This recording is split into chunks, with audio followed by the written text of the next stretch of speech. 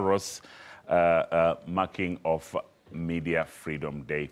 Let's head straight back to our reporter there who is on standby, Tumaole Mcloudy. Good afternoon, Tumaole. Thanks, Aubrey. Well, President Jacob Zuma basically giving a very, very wide-ranging address here to senior reporters as well as editors who have gathered for this commemoration of what was called the Media Freedom Day. And I'm joined now by a minister in the presidency, Minister Jeff Radebe. Minister Radebe, firstly, let me just get some clarity on this issue of the Media Tribunal, so-called Media Tribunal. What needs to happen in terms of this process for it to be finalized? What were some of the key points that the president highlighted which still need to happen before this can be finalized, and where it's going to go?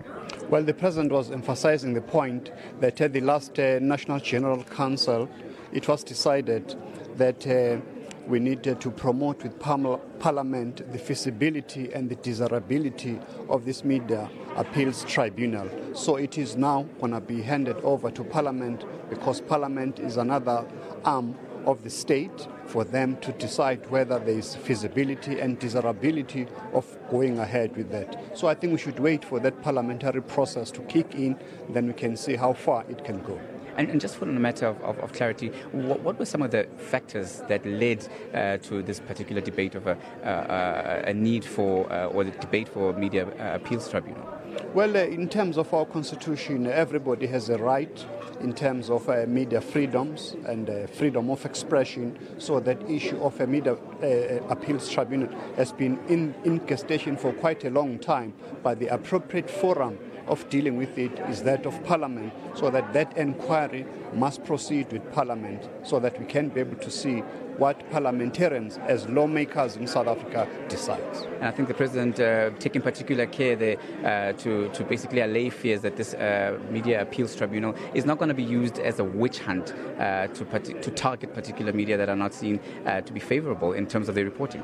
Definitely, as the president has emphasized, the issue of media freedom is entrenched in our democratic constitution, unlike during the obnoxious system of apartheid, where on the 19th of October 1977 they closed down media in South Africa and also suppressed the freedoms of our people. So the constitution as a fundamental law of the country is sacrosanct. There's nothing that we can do as government and also as Parliament that is against the letter and the spirit of our constitution. So free flow of information is still going to be something that's going to... Definitely, it's entrenched in our constitution.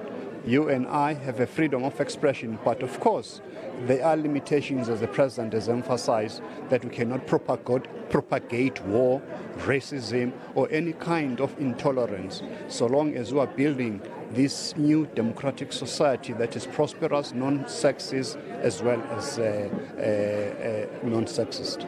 Minister Radebe, thank you very much for your time. Well, that was Minister in the Presidency, Jeff Radebe, just highlighting what was some of the key elements in terms of the Media Tribunal, and giving us some context as to exactly what is the thinking from government side in terms of establishing the Media Appeals Tribunal and what it will do, emphasizing again that this will not be used as a tool for witch hunt against media professionals, and that media freedom and freedom of expression is something that is entrenched in the Constitution, and this particular freedom will continue to be respected by government. With that, I throw that back to you in the studio.